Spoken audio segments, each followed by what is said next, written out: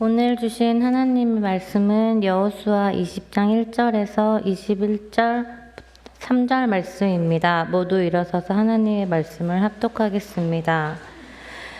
여호와께서 여호수아에게 말씀하여 이르시되 이스라엘 자손에게 말하여 이르기를 내가 모세를 통하여 너희에게 말한 도피성들을 너희를 위해 정하여 부지 중에 실수로 사람을 죽인 자를 그리로 도망가게 하라. 이는 너희를 위해 피해 보복자를 피할 곳이니라. 이 성읍들 중에 하나에 도피하는 자들은 그 성읍에 들어가는 문 어귀에 서서 그 성읍의 장로들의 귀에 자기의 사건을 말할 것이요. 그들은 그 성읍에 받아들여 한 곳을 주어 자기들 중에 거주하게 하고 피해 보복자가 그의 뒤를 따라온다 할지라도 그들은 그 살인자를 그의 손에 내주지 말지니 이는 본래 미워함이 없이 부지 중에 그의 이웃을 죽였음이라.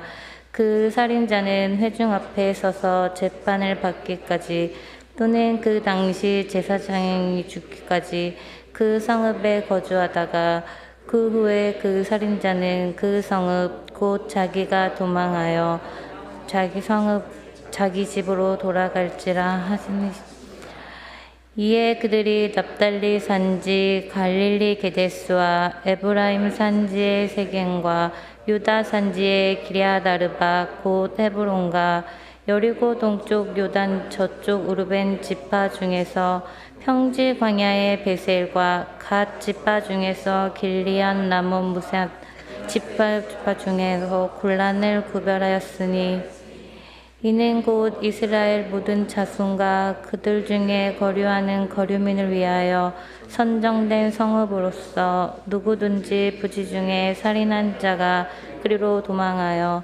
그가 회중 앞에 설 때까지 피해 보복자의 손에 죽지 아니하게 위함이라.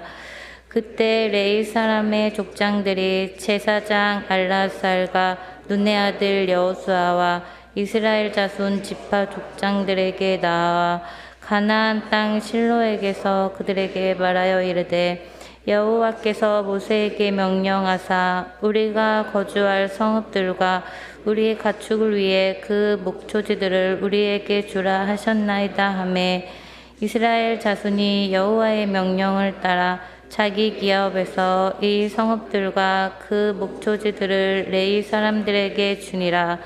이는 살아계신 하나님의 말씀입니다. 아멘. 할렐루야. 오늘 여러분과 함께 귀한 말씀을 나누게 되며 또한 감사드립니다. 오늘 말씀은 여호수아 20장과 21장에 있는 말씀으로 여호수아 말씀을 전하게 되는데요. 하나님께서는 우리에게 어떻게 하면 가정을 지킬 수 있을까? 그에 대한 이야기가 본문에도 나오게 됩니다. 이 가정을 지키는 방법들, 세상에는 참 여러 가지 방법들이 있겠지요. 그렇지만 우리는 하나님을 믿는 자로서 성경은 뭐라 얘기했을까? 하나님은 우리에게 무엇을 말씀하셨을까? 항상 우리는 귀담아 듣고 있어야만 합니다. 그래서 우리가 각자 좋은 대로 가정을 지키는 것이 아니라 하나님이 말씀하신 대로 지켜가는 삶이 우리에게 있어서 매우 좋은 것이 아니라 반드시 그렇게 해야 된다는 사실을 기억하셔야만 합니다. 오늘 이 말씀을 보면서 이제 하나님께서 그들에게 약속한 언약의 땅, 축복의 땅을 다 주셨지요. 내가 내게 약속한 대로 복을 내리리라 하면서 그들의 땅 분배를 다 마친 얘기가 여호수아 19장에 나오게 됩니다. 여호수아 19장 마지막 절에 나오는데요. 제비 뽑아 나눈 기업이 이러하니라 하면서 이에 땅 나눈 일을 마쳤더라. 이렇게 이제 이스라엘 백성에게 살 땅을 다 허락하셨다라고 얘기하죠. 그렇다면 이제부터는 잘 살면 되잖아요. 땅도 있고 집 지을 땅도 있고 농사 지을 땅도 있고 또 우리가 같이 거주할 기업도 있는데 이제부터는 잘 살면 되는데 하나님은 어떻게 잘 살 건지 세상에서 우리가 어떻게 무슨 일을 할 건지 이것을 먼저 얘기하기 전에 오늘 본문 말씀을 먼저 얘기합니다. 그런데 본문 말씀에 오면 왜 하필이면 첫 번째 얘기하는 것이 살인자라는 얘기를 먼저 했을까요? 너희 중에 살인자가 나올 수 있다라는 것을 얘기합니다. 누구든 살인자가 될 수 있다는 얘기를 하는 겁니다. 이 누구든이라는 것이 매우 중요한데요. 이스라엘은 동서로 나뉘어서 동쪽은 건조한 기후가 있는 광야 쪽이고요. 서쪽은 바다가 지중해를 향하여 있는 땅입니다. 뭐 동쪽, 서쪽 광야로 나가지만 한다면 두 개 다 비옥한 땅입니다. 이 땅 동서로 나누어서 동쪽에 3개 성읍을 구별하고 서쪽에 3개 성읍을 구별하면서 모든 지파들이 살인을 저지를 수 있는 살인자의 가능성을 하나님은 처음부터 아예 이렇게 지목을 하셨어요. 그러니 착하고 잘 사는 사람에게 복된 땅을 더 주마 이렇게 얘기한 것이 아니라 너희들은 살인자의 피를 가지고 있으니 언제든지 살인을 저지를 수 있는 자다. 이런 마음을 가지듯 살인자에 대한 처우를 먼저 얘기하게 되는데요. 이 살인이 고의가 아니고 미워하는 것도 아니고 그야말로 실수 중에서도 실수의 사고로 누군가가 죽게 되었다라고 하자라고 하는 겁니다. 이럴 때 너희들은 그 사람이 피하여서 도피성으로 갈 수 있도록 피하여서 가는 성을 도피성이라고 하죠. 이 성을 만들라. 동쪽에 3개, 서쪽에 3개. 그러면서 12지파 모든 사람들이 살인자의 가능성이 있는 것을 하나님은 얘기합니다. 할렐루야. 하나님이 우리를 보는 눈이에요. 축복해 주시고 땅도 주시고 예쁜 아내도 주시고 믿음직한 남편도 주시고 정말 사랑스러운 자녀도 주셔놓고 그리고 나서 하는 얘기가 너희들은 살인자의 피가 흘러. 너희들은 언제든지 위험해. 이걸 먼저 얘기하시고 계시니 하나님 우리를 너무 지나치게 얘기한 것 같지 않나요? 근데 성경은 그렇게 얘기합니다. 성경은 땅이 네 아우의 피를 땅이 내게 부르짖어 얘기한다.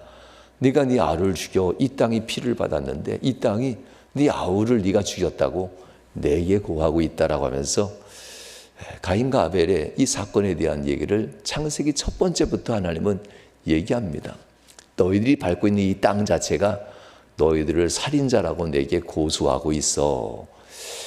이렇게 하나님은 성경 말씀을 시작하셨고 지금도 가나안 땅에 들어가 내가 내게 복주마한 후에도 첫 번째로 얘기하는 것이 살인자의 피가 흐르고 있다.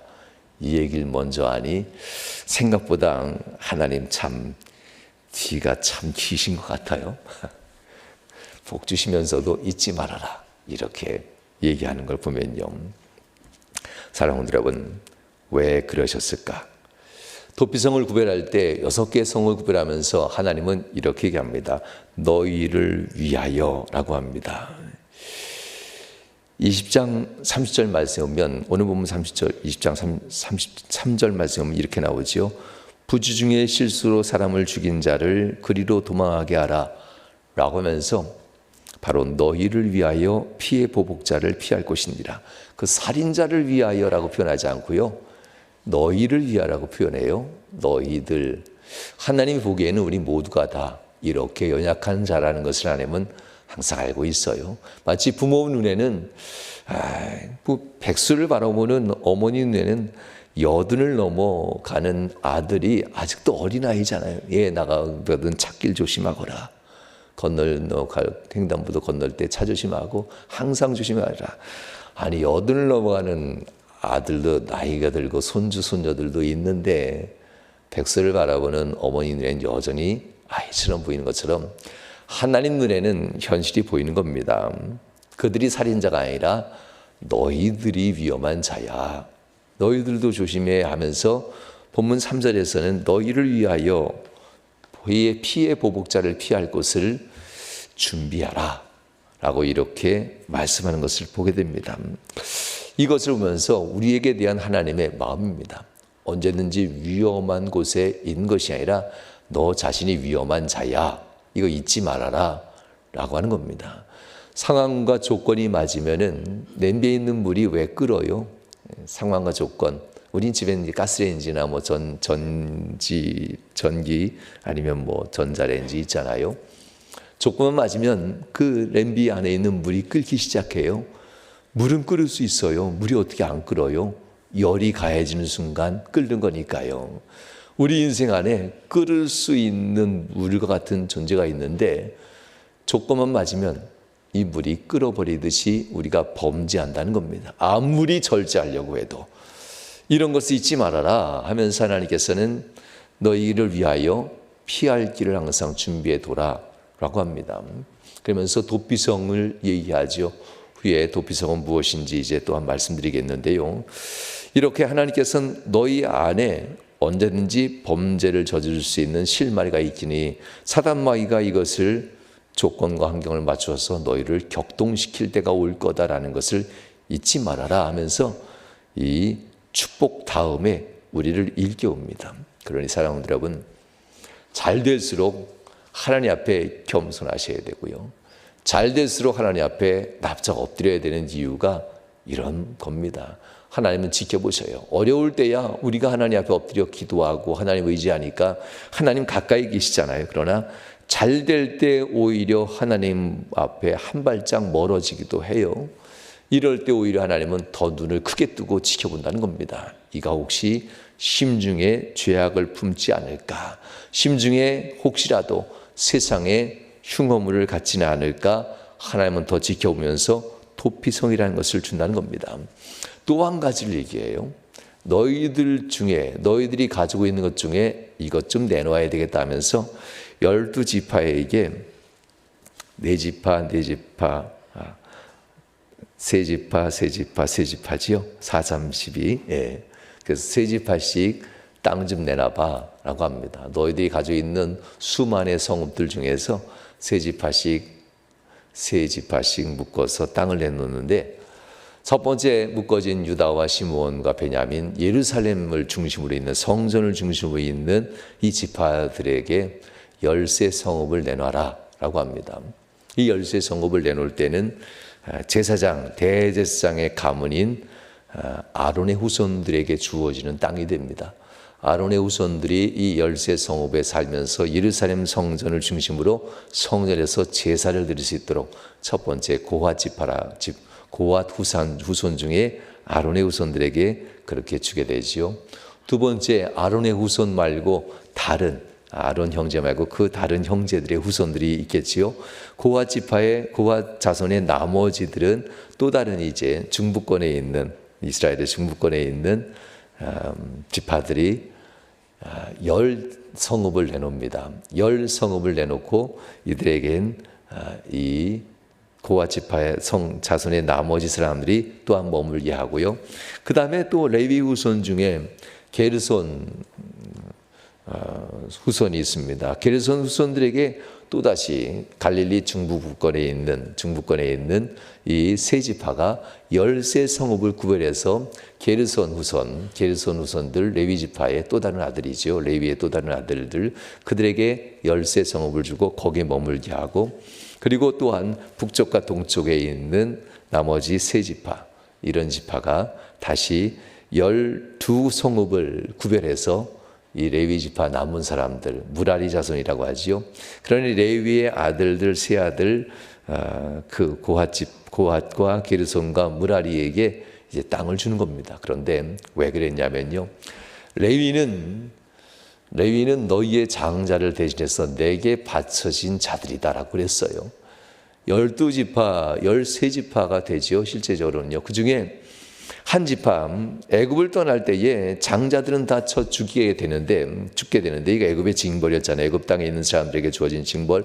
그 중에 너희들의 장자를 대신해서 내가 레위 지파에게는 땅도 주지 아니할 것이고 그 어떤 기업도 주지 않을 것이다. 그들은 이 땅에서 죽은 자들이니까. 그러니 레위 지파는 너희들이 먹여 살려라 하면서 나머지 12지파에게 레위 지파를 삶을 살 수 있도록 그들에게 책임을 부여했던 시대가 있었습니다. 그것이 바로 출애굽기에 있었고요. 이 출애굽기 끝난 후 가나안 땅에 들어와서 땅을 소유한 뒤에 바로 첫 번째로 또 하는 일들이 너희의 장자를 대신해서 레위 지파의 남자들이 다 이 땅에서 영적으로 죽임당한 것처럼 그들은 그 어떤 기업도 받지 못하니 이제 너희의 장자들 아들들을 대신해서 레위 지파에게 땅을 내주도록 하여라. 수많은 성읍 중에서 단 48개 성읍만 내면 돼. 뭐 얼마 안 된 거잖아요. 수많은 성읍 중에서 48개 성읍 내놓는 건 뭐 어려운가요? 그것도 세 지파씩 묶어서 그 중에서 13개, 10개, 12개, 13개, 13개, 12개 요것만 내놓으면 되는데 뭐 몇 개 안 되죠. 한 지파당 4성읍씩만 내놔도 되는 겁니다. 그러니 이들은 충분히 이 성읍을 내놓습니다. 그러나서 레위 지파가 12지파에 흩어져서 살게 됩니다. 왜 흩어지게 했을까? 레위 지파는 원래 역대상 23장부터 26장까지 오면 레위 지파는 24반열로 나뉘어서 성전 봉사자로 구별된 사람들이에요. 그러니 예루살렘 성전 가까이 살아야 좋잖아요. 그런데 이 레위 지파 사람들을 저 북쪽부터 저 동쪽, 서쪽, 남쪽, 아래로 다 흐트러 버렸으니 이들이 봉사를 하려면 얼마나 힘들겠어요. 지금같이 자동차가 있어서 뭐 이스라엘 북쪽부터 예루살렘까지 오는데 2-3시간이면 오거든요. 지금 같은 거겠지만 예전에는 3주씩 걸어야 오는 거리입니다. 하나님 레위 지파 사람들을 왜 이렇게 고생을 시키는지 그냥 예루살렘 가까이 살면서 성전 봉사자들로 하면 되는데 그런데 레위 지파 사람들을 왜 이렇게 흩어져 놓고 힘들게 하는지 땅도 주지 않으면서도 삶은 왜 이렇게 자꾸 힘들게 살게 하실까? 이유가 있었습니다. 레위 지파를 흩으면서 그들에겐 하나님께서는 각 지파에 너희는 등불이야. 등대가 되고 너희들은 미랄이 되는 거야. 그들의 신앙의 미랄이 되어주고 그들의 삶의 등불이 되어주면서 너희는 사는 거다라고 얘기하는 이야기들입니다. 사랑하는 여러분, 등불과 이 미랄의 역할은 레위 지파가 어떻게 했을까? 아까 얘기한 대로 레위 지파는 24반열로 나뉘어서 봉사하는 순번을 정합니다. 자기의 반열의 순서가 왔을 때 예루살렘에 가서 그 기간이 찰 때까지 봉사를 합니다. 그러니 24반열이 봉사를 하니까요. 뭐 몇 년에 한 번 될 수도 있겠지요. 이때마다 12지파는 우리 지파에 있는 레위인들이 우리를 대표해서 성전에 가서 봉사한다라는 것을 몇 년에 한 번씩 준비합니다. 이로써 그들의 신앙을 점검하게 됩니다. 만약 레위 지파 사람들이 예루살렘 성전 중변에만 있었다면 12지파 사람들의 신앙은 흩어졌을 겁니다. 그런데 이 수년에 한 번씩 있는 순번으로 돌아와서 각 지파에 레위 지파 사람들이 가서 레위인들이 가서 성전에 봉사할 때 정성스럽게 각 지파에 모든 소속된 사람들이 각 지파 12지파마다 우리가 됐을 때 더 잘해야지. 그동안 준비한 것 잘할 수 있도록 해야지. 가서 여러 개월 동안 이 성전을 봉사하는 동안 우리가 함께했던 레위인들이 우리를 대표해서 할 때 조금도 부족하지 아니하도록 준비를 잘해줘야지 하면서 레위인들과 함께 살게 되는 이 12지파 사람들은 이때마다 준비하면서 마음의 준비를 했다는 겁니다. 성도 여러분, 그래서 레위인들이 있기 때문에 그들이 복받는 것이 아니라 레위인들과 함께 하나님을 섬기는 일에 마음과 뜻과 정성을 다하고 있었기 때문에 12지파가 복을 받게 된다는 이런 이야기입니다. 하나님의 의중은 그렇게 시작됐습니다. 그런데 우리는 이 여호수아서를 지나 사사기를 읽어보면요, 레위인들의 역할이 다 사라져버려요. 흩어져서 있었지만 레위인들을 따르지 아니하고 각자 자기들이 생각하는 대로 레위인들을 함부로 사용해요. 더 주고 덜 주면서 마치 길들이듯 레위인들을 그렇게 해버리죠. 하나님은 그렇게 하지 말라는데 레위인들이 너희들의 등불이고 너희들의 등대가 되고 너희들의 미랄이 되어서 신앙을 잘 이끌도록 레위인들을 너희에게 보내줬는데 그들에게 생활을 할 수 있는 생활비를 줄인다든지 그들에게 땅을 내주는 것을 다시 빼앗는다든지 그들의 삶을 어렵게 만듦으로써 그들이 어쩔 수 없이 12지파의 족장들, 수장들을 따를 수밖에 없는 이런 구조를 사사기엔 자꾸 만들어요. 그래서 레위인들이 제 역할을 하지 못하고 레위인들이 방황하게 되고 다른 지역으로 가서 살게 되는 일들도 사사기엔 일어납니다. 결국 다윗 시대에 가서 이 모든 일들을 정리해버리고 레위인들은 우리가 그들의 생활을 보장해야 된다면서 24반열을 세우면서 각 지파에게 명령을 하죠. 섬겨라. 그들은 우리를 대신해서 하나님께 예배하는 자들이고 하나님 앞에 우리를 대신해서 봉사하는 자들이라면서 강력하게 이 일을 취하면서 다윗 왕 시대에 가서 이 구조가 정말 완성되어지게 되는 것을 보게 됩니다. 이렇게 하나님 앞에서 신앙생활이라는 것 하나님은 분명 우리에게 정해 주셨습니다. 도피성 레위인들은 너희와 함께 사는 거야 하면서 이 두 가지를 잊지 말아라. 너희들은 언제든지 조건과 상황만 맞으면 물이 끓듯이 너희 안에 있는 죄악의 속성이 끌어올라서 너는 너희 남편을 죽일 수 있고 너는 너희 아내를 죽일 수 있어. 왜냐하면 형이 아우를 죽일 만큼 악한 존재인데 남이 서로 결혼했는데 서로 못 죽이겠느냐 이런 겁니다. 피 안 섞인 이웃을 너희가 죽일 수 없겠느냐. 충분히 가능하다. 한 어머니 배에서 태어난 형제들도 그렇게 죽였던 자들인데 그러니 너희들에겐 도피성이 너희에겐 필요하다 하면서 언제든지 죽일 수 있는 자들이라는 것을 잊지 말아라 라고 하는 겁니다.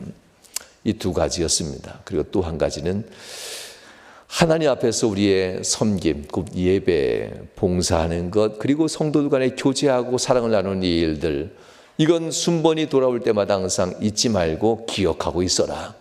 반드시 우리는 항상 하나님을 섬겨야 되고 하나님 앞에 예배하는 삶, 봉사하면서 믿음의 형제자매들 간에 교제하고 살아가는 이 일들을 우리 모두가 다 가서 할 수 없지만 우리를 대표해서 레위인들이 갔을 때에 우리 함께 기도해주고 그들이 순번을 다 마치는 날 돌아오는 그날까지 우리가 정성을 다해서 중보하면서 그날을 위해서 힘써 기도하고 준비해 놓도록 하자라는 이런 의미였습니다. 바로 우리가 믿음을 지킬 수 있는 유일한 방법이었습니다. 복을 받고 얼마나 많이 헌금하느냐가 중요한 것이 아니었더라고요. 우리의 본질상 어떤 위치에 있는지 우리를 잊지 말아라라는 이 하나님의 첫 번째 이 말씀이 더 중요한 이야기였습니다. 그러므로 하나님 앞에 우리가 기억할 것이 있습니다. 숙명이 있다는 것을 잊지 마십시오. 우리는 다시 살지 않으면 영원히 죽는다라는 숙명. 우리는 다시 살지 아니하면 우리는 영원히 지옥을 간다라는 이 숙명이 있다는 것을 잊으면 안 됩니다. 지금의 우리의 삶 자체는 결국 지옥을 향해 가는 인생이라고 하는 것, 조건만 맞으면 끌어올라서 다시 살인자의 모습을 갖게 된다고 하는 것, 이건 여전히 죄악 중에 살아가고 있는 자들이죠. 이것을 놓고 시편 51편에서는 이렇게 얘기합니다. 시편 51편 6절에서는 다윗의 고백입니다. 하나님 앞에 나와 그 성전 앞에서 고백하는 것을 이렇게 고백하죠. 내가 죄악 중에 출생하였으며 어머니가 죄 중에서 나를 잉태하였나이다. 이건 이제 우리 어머니들을 대표한 것이 아니라 아담과 하와 최초의 어머니의 죄의 시작을 두고 얘기합니다. 우리 인간들은 이렇게 죄악 중에 잉태해져서 태어난 우리로 말미암아 가인이 그의 아우 아벨을 죽일 때 살인자의 본능이 깨어난 것, 이건 가인이 나쁜 놈이었기 때문이 아니라 그의 어머니, 이 땅에 이미 어머니가 됐던 이 땅 자체가 죽음이라는 것을 품고 우리에게 내줬기 때문에 조건이 맞아지는 순간 내가 출생한 이 땅에서 사람을 죽게 됐다라는 이런 얘기를 하려 하는 겁니다. 그래서 이 다윗은 내가 죄악 중에 출생하였으며 라고 이렇게 고백합니다. 더 나아가 에베소서 2장 8절에서는 이렇게도 얘기합니다. 2장 3절이죠. 전에는 우리도 그 가운데서 우리 육체의 욕심을 따라 지내며 육체와 마음이 원하는 것을 하여 다른 이들과 같이 본질상 진노의 자녀였더라 라고 합니다. 그리고 더 나아가 8절에 보면 이렇게 얘기합니다. 너희는 그 은혜에 의하여 믿음으로 말미암아 구원을 받았으니 이것은 너희에게서 난 것이 아니요 하나님의 선물이라 라고 합니다. 하나님이 주신 기업, 하나님이 주신 이스라엘 사람에게 준 땅들, 하나님이 허락하신 아내, 남편, 자녀들, 행복이 보장됐잖아요. 그런데 하나님은 첫 번째로 너희는 본질상 진노의 자녀야. 너희는 이미 죄악 중에 출생했어 하시면서 너희들은 언제든지 조건만 맞으면 그렇게 사랑했던 내 아내와 남편을 평생 왼수처럼 보내면서 살 수밖에 없는 너의 본질상 죄악이 있어. 물론 화가 나는 단초는 그분이 만들었겠죠. 남편이 어떤 단초를 제공했겠지요. 아내가 그 화가 날 수 있는 단초를 제공했겠지요. 그러나 그 그 실마리 하나가 나를 죄악 중에 끄는 것이 아니라 이미 우리 안에 죄악이 있다는 것을 기억해야만 해요. 우리 안에 죄악이 없다면 아무리 단초를 제공해도 분노하지 않습니다. 우리 안에 본질상 죄가 없다면 아무리 외부적 조건의 상황이 맞아도 분노하지 않아요. 할렐루야. 심각해지신 것 같은데요. 그러니 모든 원인은 피차이지만 내가 제일 큰 원인이다 생각하는 것이 맞는 것 같아요. 하나님도 그렇게 말씀하시잖아요. 바깥에 원인도 있지만 진짜 원인은 네가 불이 없어 봐. 불이 붙나. 본질상 너는 죄악 가운데 태어난, 이 땅의 죄악 가운데 태어난 그것이 진짜 문제였고, 우린 본질상 후에 진노의 자녀로 영원히 지옥 가게 될 그런 인생이라는 숙명이라는 것을 잊지 마. 지금 아무리 잘 살고 땅이 주어지고 형통하고 잘 됐어도 여전히 너는 죄악 중에 출생한 본질상 진노의 자녀고 지옥 갈 수밖에 없는 그러한 근본을 가진 자야. 여기에서부터 우리가 신앙생활을 시작해야 우리가 넘어지지 않을 수 있다는 이야기를 하는 말씀이 본문의 말씀입니다. 사랑하는 성도 여러분, 도피성 바로 우리에게 있어서는 이것을 신학적으로는 예수 그리스도라고 해석합니다. 우리는 아무런 우리에겐 공로가 없지요. 그런데 에베소 2장 8절에 보면 바로 이렇게 나오죠. 아까 읽었던 말씀입니다. 너희는 그의 그 은혜에 의하여 믿음으로 말미암아 구원을 받았으니 이것은 너희에게서 난 것이 아니요 하나님의 선물이라. 예수 그리스도입니다. 예수 그리스도 그분의 은혜로 말미암아, 예수 그리스도 그분의 십자가의 죽으심을 내가 믿음으로 말미암아 구원을 받았다. 항상 내 안에는 조건만 맞으면 폭발할 수 있는 죄악의 근원이 있다라는 것. 때로는 자녀들이 아빠 엄마한테 예의 없이 말하는 것도 귀엽지요. 사랑스러우면 다 귀여워요. 그러면서도 언제 철들래 하면서 안타까워하죠.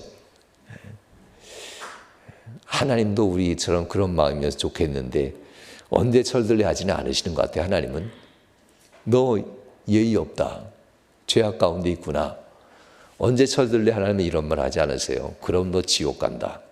이렇게 하나님은 아주 답이 간단하셔요. 세상 사람들에게 있어서는 기대를 하면서 철들 날을 바라보죠. 때가 되면 철든다고 합니다. 그러나 죄는 때가 되면 나가는 것이 아니에요. 죄는 우리를 완전히 파멸시킬 때까지 절대 안 나갑니다. 때가 되면 믿음 좋아지는 것도 아니고, 때가 되면 언젠가 내 가정이 신앙 가운데 하나가 되겠지, 때가 되면 아니에요. 그 때라는 것은 오직 예수 그리스도의 은혜 안에서 믿음을 생활할 때, 예수 그리스도의 십자가 은혜 안에서 우리가 믿음 생활을 해 나갈 때, 곧 나는 원래 진노의 자녀들이었다고 하는 것, 본질상 진노의 자녀라는 것을 잊지 말아야 되고, 나는 원래 죄악 중에 출생한 자로서 조건만 맞으면 숙명적으로 분노하고 숙명적으로 누군가를 해할 수 있는 이러한 언어와 행실을 가진 그런 존재라는 사실을 잊지 말아라. 이것이 바로 도피성을 우리에게 첫 번째 주는 의미입니다. 여러분, 하나님이 주신 축복의 땅에서 잘 살아라. 하나님 이렇게 해주고 싶은데 너희는 숙명적으로 죄악을 가진 자들이야. 이 말을 먼저 하는 의미들. 가정의 달을 맞이해서 여러분에게 부탁드립니다. 지키고 싶지요. 가정 지키고 싶고, 때로는 잃어버린 행복 되찾고 싶고, 가지고 있는 행복 계속 지키고 싶지요. 나로서 나를, 가정을, 이 사회를 어떻게 하면 지킬 수 있겠는가? 오늘 이 두 가지 말씀을 잊지 않으면 됩니다. 숙명적으로 나는 도피성이 필요한 살인자의 피가 흐르고 있다는 사실, 숙명적으로 나는 도피성이 필요한 악인의 피가 흐르고 있다는 사실들. 이 땅에서 태어난 이상 이 땅이 피를 토하면서 내 아우가 어디 있느냐면서 우리에게 묻는 이 땅의 부르짖음이 우리를 향하고 있다는 사실들. 조건만 맞으면 언제든지 상대방의 그 하나의 실수를 가지고 마치 죽일 사람처럼 맹공을 할 수 있을 만큼 악독한 이 성품이 우리 안에 있다는 사실들 잊으면 안 됩니다. 그러므로 사랑하는 성도 여러분, 예수 그리스도의 마음을 품으라고 합니다. 예수님을 믿고 의지했다면 예수님의 마음을 품고 예수님이 우리의 모든 죄를 품어주신 것처럼 우리도 형제를 사랑하고 용서하면 이로써 내가 내 안에 있고 네가 내 안에 있는 것을 잊지 말아라 라고 합니다. 말씀을 마치겠습니다. 5월 한 달 꼭 지키십시오. 그리고 앞으로도 가정이 편안하도록 지켜가시길 주님으로 축원합니다. 상대방의 마음이 진정되려면 내가 먼저 진정돼야 되겠지요. 상대방의 마음에 흉어물이 보이면 내 안에 있는 들보보다 더 큰 죄악이 내 안에 있다는 사실도 잊으면 안 되겠지요. 기껏해야 내 남편, 내 아내는 겨를 묻혔을 뿐인데 나를 들여다보니까 똥이 묻었다는 사실들, 참 속담도 괜찮은 것 같아요. 그런 거 보면 상대 허물을 크게 보지 말고 나를 먼저 돌아볼 수 있는 이런 신앙생활들, 이것을 가르친 것이 바로 도피성이었고, 이것을 지켜가기 위해서 하나님 앞에 거룩한 신앙을 하기 위해서 너희 안에 있는 레위인들을 지키라 하면서 그들과 함께 신앙생활하며 거룩한 것을 바라보고 하나님 앞에 예배 생활과 하나님을 섬기는 생활, 그리고 피차 믿음의 성도들 간에 교제하면서 사랑하는 이 생활들 하나도 허투루 하지 말아라 라고 했던 이야기가 바로 도피성과 레위인들의 처소에 대한 이야기입니다. 여러분 삶에 이 교훈이 가득 깊이 들어가서 가정을 지키고 여러분 자신을 지키고 이 사회를 지킬 수 있기를 주님으로 축원합니다. 이 시간 우리 함께 기도할까요? 기도할 때 하나님이 내게도 분명 은혜를 주시는데 내 가정을 지키고 내 삶을 지키고 이 사회를 지킬 수 있는 그런 신앙으로 누군가가 아닌 바로 내가 변화되어야 된다는 사실 다시 한번 일깨워달라고, 누군가가 아닌 바로 나 자신 안에 있는 폭발할 수밖에 없는 죄악의 이 속성들이 다스려지게 해달라고 하나님 앞에 이 시간 합심하여 기도하겠습니다.